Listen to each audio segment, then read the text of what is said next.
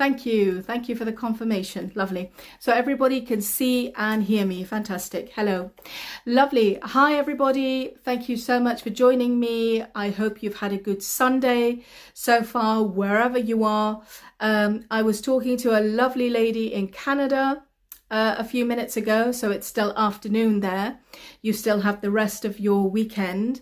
Here in the UK, weekend is drawing to a close. Weekend is drawing to close.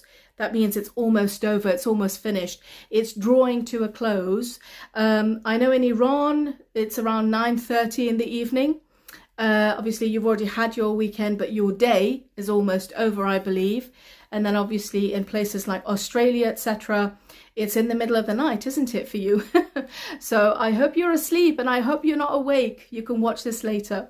So lovely to have you. Lovely to see you. Thank you so much for joining.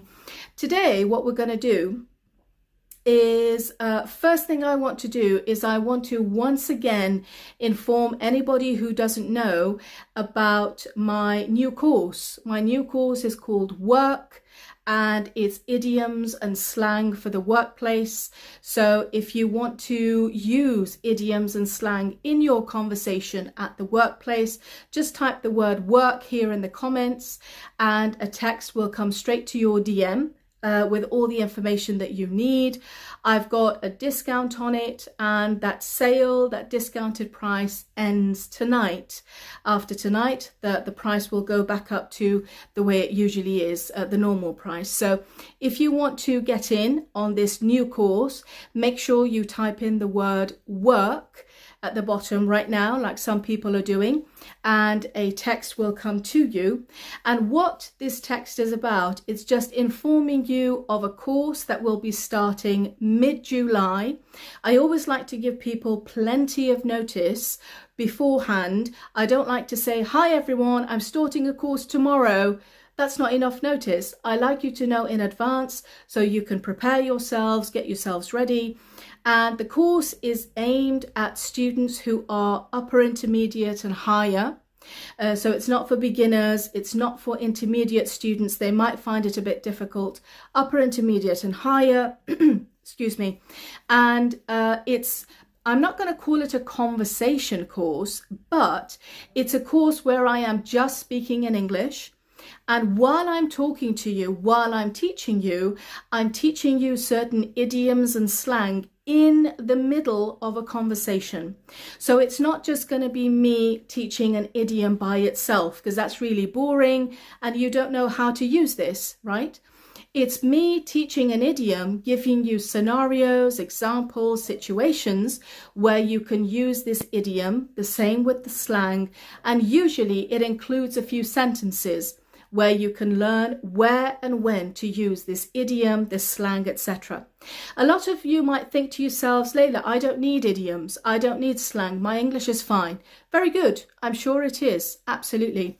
But for anybody who might have issues understanding, English speakers, they might say that I don't actually understand what people are saying. They use words that I know, but their meaning is something different. I don't know what they mean. Usually they are telling you an idiom. Usually they are using slang, and that's why you might not completely understand what they're trying to say. So that's basically what this course is about. It's a 10-week course, and if you are at the right level, then hopefully you will find this course useful. I know that a lot of you who are following me right now are working either in Iran possibly, or working mainly outside of Iran with other English speakers. So this would be very, very useful for you, I hope. So just type in the word work at the bottom here. You're not signing anything, you're not paying for anything right now. You're just getting the information coming to your DM, excuse me, directly just for this course. And I hope you find it informative and useful. Okay, so tonight what we're going to talk about is a question that one of the lovely ladies had. A lovely lady asked me a question quite a few weeks ago saying, Layla, can you please talk about the culture of inviting somebody over? So I want to invite somebody to come over to my house. How do you deal with that? What is the culture involving or surrounding inviting somebody? Just in brackets, I want to say I do actually have a course. I think it's 20 or 25 pounds. I do have a course on my website which teaches English used by the host, and then separately on the same course, English used by the visitor. So if you are visiting somebody, what type of English do you use in conversations? If you are the host of an event or party, what kind of English do you use when you're hosting a party or dinner or whatever? So this is a course for both sides of people, both types of people, if you find it interesting. Tonight's live, I'm not going to be using the information on that course, obviously. I'm going to be talking about other ways that you can talk basically around inviting people over to your house. So you want to invite someone to come over to your house. Thank you. Yes, it's Mother's Day. Oh my goodness, I completely forgot. Happy Mother's Day to everybody in America. I'm so sorry about that. I don't know if it's the same for Canada as well or not. I apologize. Happy Mother's Day. Oh my goodness, I do apologize. I'm just going to turn the comments off if that's okay, just to go through this. So what you're doing is you need to invite people to come over to you, to come over to your house. I know in some cultures, we like it to be quite a formal thing, don't we? We like to invite somebody formally. It might be through a phone call. It might be in person. It's a formal thing because inviting someone to come over to your house is a big deal. And usually I believe it is the host who says, for example, we'd like to invite you to come over on Tuesday evening for dinner. So if I'm not mistaken, in some cultures, the host decides the night, the time, the date that they would like to have people over, and they just check with their friends or whoever that that time and that date is okay. In the UK, it's a lot more relaxed than that. It's quite relaxed. It's very relaxed, but I must point out it depends on your relationship, the relationship between you and the person you're inviting. If you're inviting a colleague, someone you see every day, your neighbor, your friend, someone that you're quite comfortable with and you see them, you know, on a regular basis, then you're going to be very relaxed about it. Even if it's your boss, even if it's your supervisor, your professor, anybody, we deal with it on a very relaxed basis. Okay, we're very relaxed. When you invite your boss, when you invite your professor, anybody, it is outside of the work situation. It's outside of the university situation. So we don't have that same formal relationship that we might have at work or at university. Outside of that situation, very relaxed, yeah? These are a few things that you might want to say when you invite somebody. For example, I'm hosting a comfort food night. I'm hosting a comfort food night. Comfort, I'm so sorry, my neighbor is really, really loud. I can hear my neighbor shouting as well. I apologize if you can hear it too. Comfort food obviously is any kind of food that, you know, it's basically like junk food, right? Comfort food. So it's talking about all the carbohydrates, any kind of junk food, pasta, rice, pizza, burgers, these kind of things. And if you want to have people over and you want to get food from outside or you want to make it yourself, but mainly the food is going to be comfort food. It's not something gourmet. It's not something that you've been cooking for hours and hours and hours. It's just an excuse for people to get together at your house and just have something to eat. That could be comfort food night. And it's a night when people come over, they're dressed very casually as well, very casually. Usually the person you're inviting, so the guest, might ask, is there anything I can bring? Would you like me to bring anything? And this is very normal, very, very normal. I know in some cultures, the guest shouldn't bring anything. They are the guest. They just need to turn up. But in the UK, and I know in a lot of other countries, Canada, America, and other countries, the guest might ask, is there anything I can bring? Would you like me to bring anything? And it's up to you. If you need anything, then you can say, yeah, if you could bring a bottle of drink, any kind of drink, that would be nice. If you want to bring, for example, I don't know, a specific type of sauce, any type of sauce that you specifically like for the salad, bring that with you. I'll just make a salad and you can add your own sauce to it, or anything like that. That's perfectly fine to say to your guests, because we're very relaxed about it. Okay. Another one, let's say that this is what we do a lot. If we've come across, which means find. If we've come across a new recipe, I've done this a lot with my friends at work. I've said, I've come across this new recipe and I want to try it out. I've come across this new recipe and I want to try it out.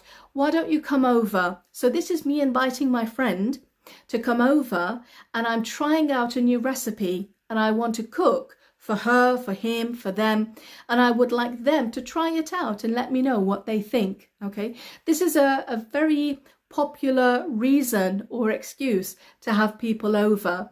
I've come across this new recipe and I want to try it out. Another one, for example, I've got a new air fryer and I'm itching to give it a go. I've got, for example, a new air fryer and I am itching to give it a go. Itching, that means I can't wait. I'm very uncomfortable. I can't wait to use it somehow. So why don't you come over and I will use the air fryer, for example, to cook us all a meal and we can enjoy it together. It's the first time I'm using this air fryer. So as you can see, we're very relaxed when it comes to inviting friends over, colleagues from work even. That kind of thing is very, very relaxed, very normal. A lot of the time you might even say to your guest, I'm having a potluck. This is very American. It's also very popular in Canada as well, where they have a potluck. And that is when everybody goes over, let's say, to my house. I, for example, have some salad ready. I will have the drinks ready. I will have maybe the bread or whatever, that kind of thing ready. You who will be coming to my house, each of you will bring a little something with you.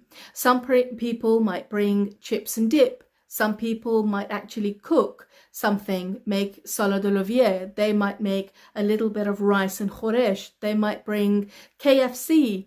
They might bring some kebab. They might bring pasta, So everybody cooks a little bit of something and they bring it with them. You don't have to cook it. You can even stop and buy it from the shop if you want to. But everybody comes with something to my house. Nobody comes empty-handed. Everybody comes with something. And what we end up with is on the table, we have a spread on the table, which means a little bit of everything. And we all get to taste little bits of this, little bits of that. And that's called a potluck. I love the idea of a potluck. Firstly, it's not pressure on one specific person. It's great. It's also something that you can guarantee that if your guest doesn't like bread, doesn't like cheese, doesn't like this, that and the other, at least they will like something that they've brought themselves. At least there's something here that they would like to have. It's heartbreaking, isn't it, when you've gone through so much trouble and planning and you've cooked maybe 2-3 different types of food and you realize after all of it that your guest doesn't like any of it, or they're vegetarian, or they don't like mushrooms, or they don't like anything that you've made. It's a bit awkward, isn't it? So with a potluck, you're guaranteed everybody's going to like whatever's there on the table. These are just a few very relaxed, casual ways that you can invite friends over. So I'm hosting a comfort food night.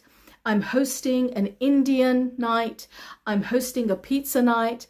I'm hosting a finger food night, just finger foods.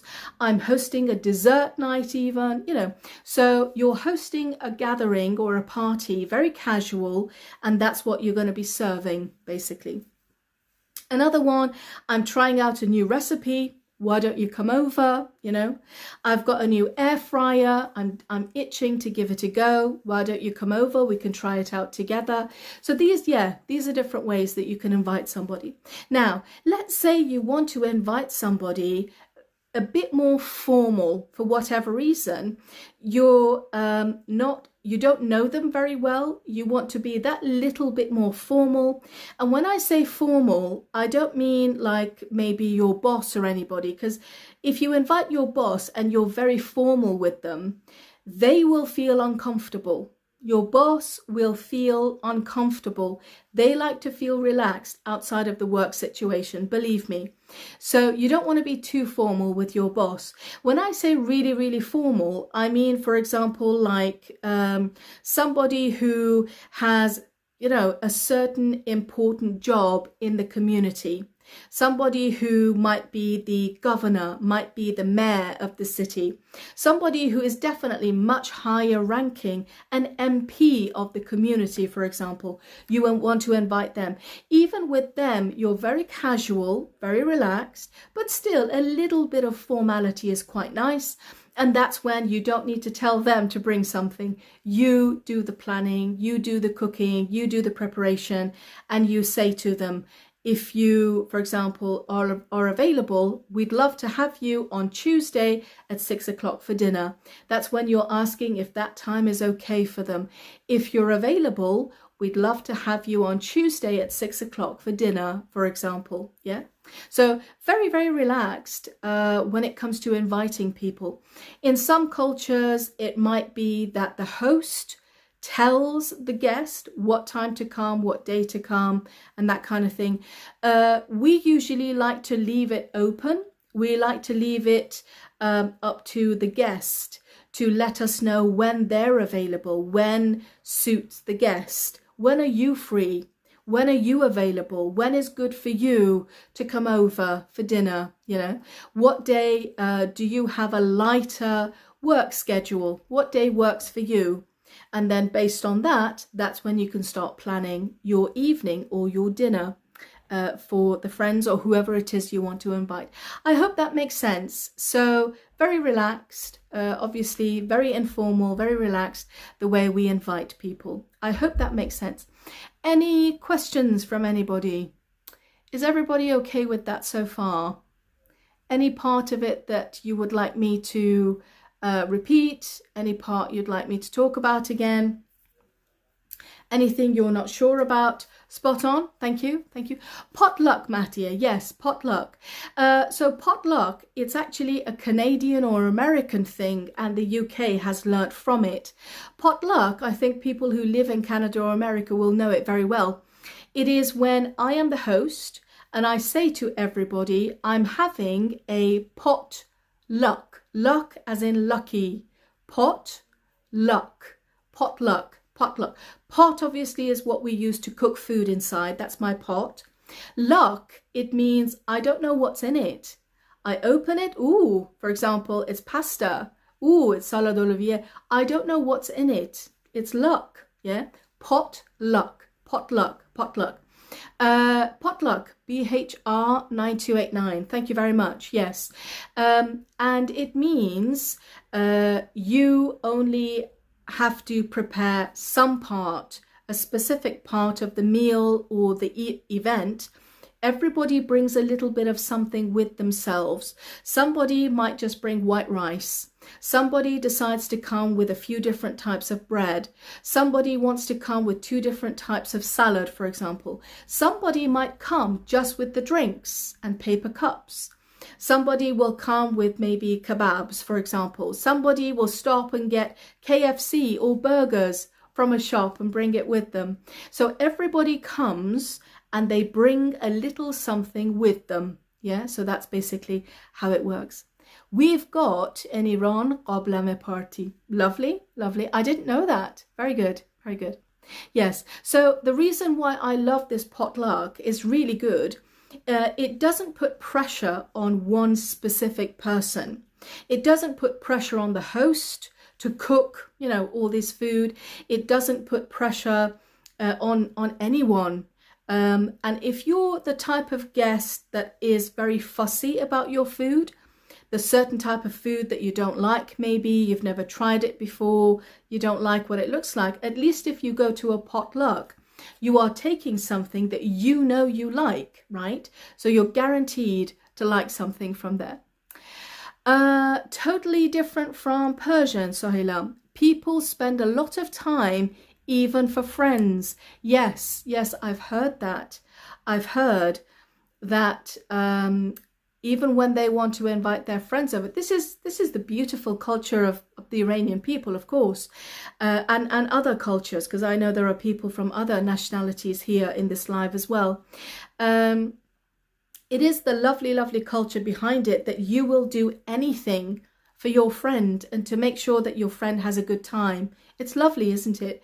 So it's very different to, the potluck that they have. Yes. Okay.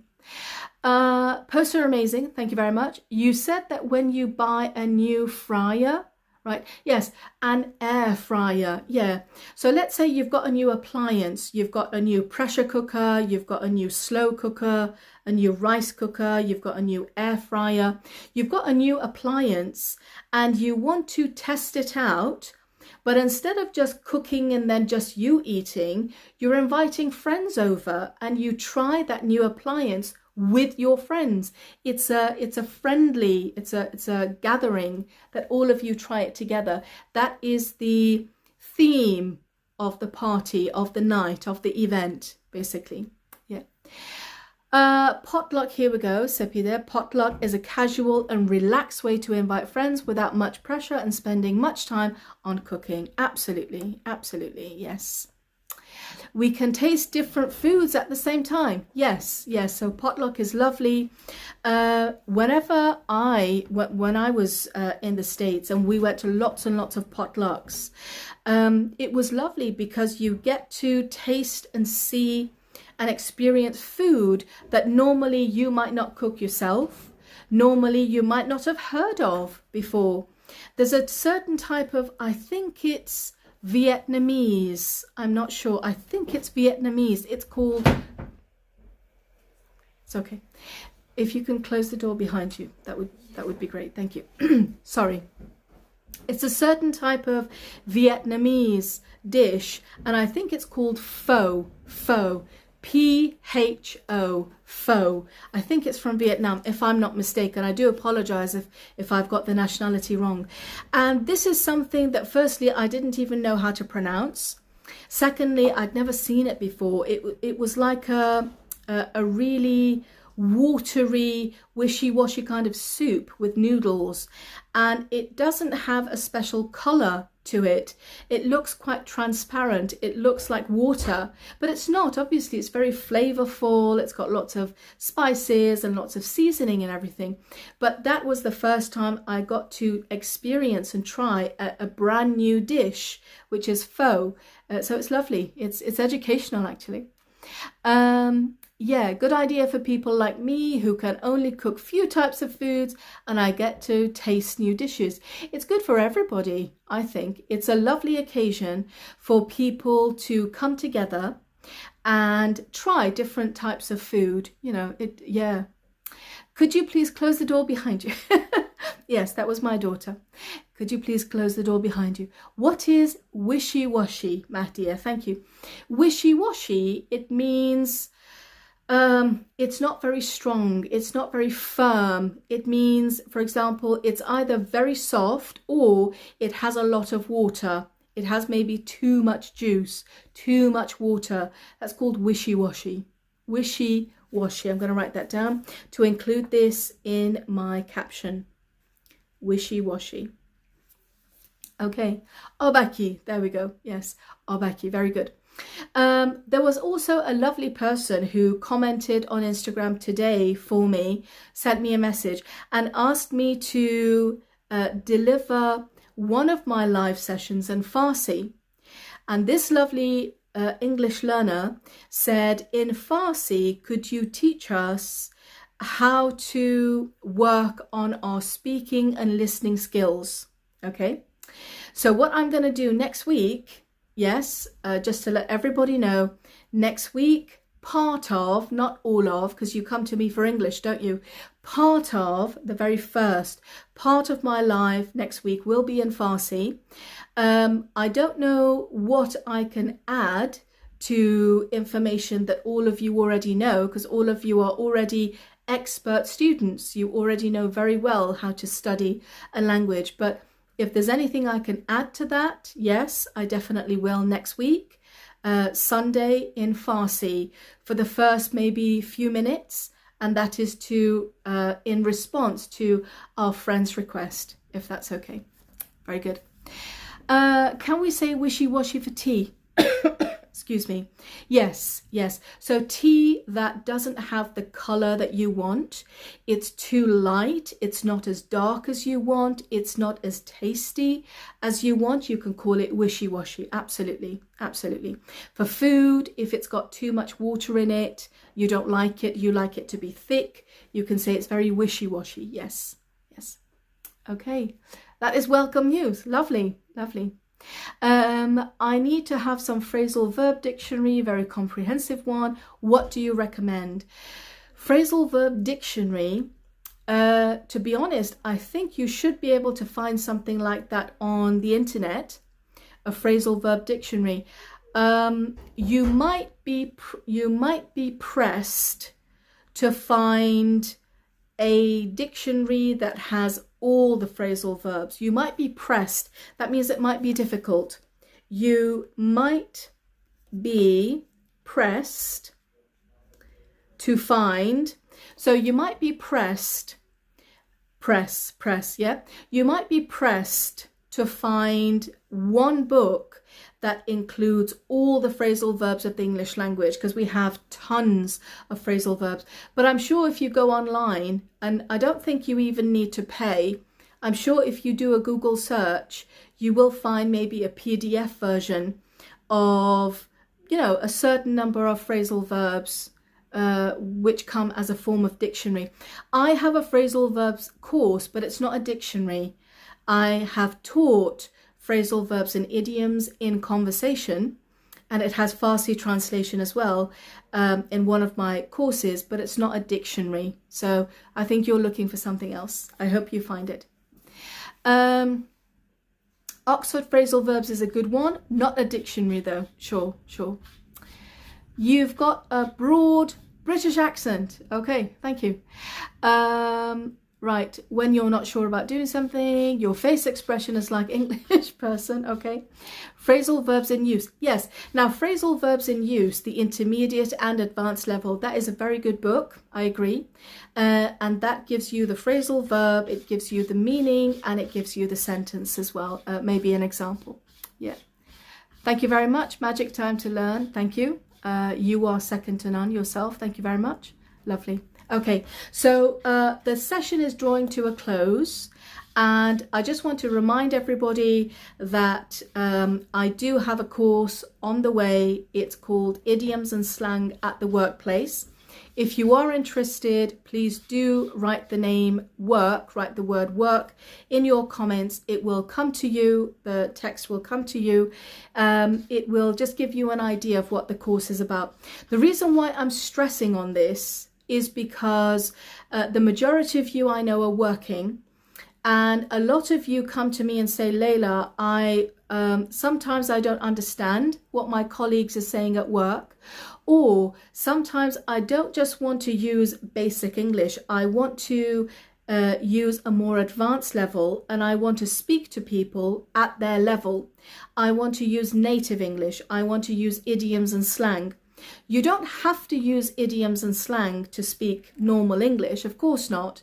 But natural English includes a lot of idioms and slang. So for anybody who wants to have a natural English vocabulary set, then this will work for you. It will help you.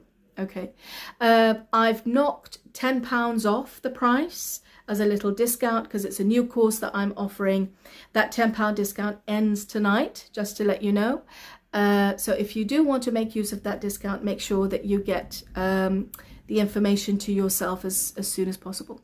Firuze, it was a great session as usual. Thank you very much. Thank you, Bita. Okay. Yes, and all of that. Fantastic. If anybody is watching this live session anytime later tonight and you want to be informed as well and the live has finished, do send me a message separately that you would like to get information about the course on idioms and slang for work, and I will send you the information and the link as well. Lovely. Okay. Thank you very much. We are 7:32 by my clock. Thank you for joining me. I hope you found this session useful. Next week, I'm going to be speaking in Farsi for the first few minutes, and then we'll go on to the main topic itself. Thank you, everybody. Once this video is ready on YouTube, I will send you the link of it in the story on my page. So if you want to, you can go and watch the lesson again. Thank you very much. Enjoy the rest of your evening. Take care. Happy Mother's Day to all the mothers and mothers-to-be who are celebrating Mother's Day today.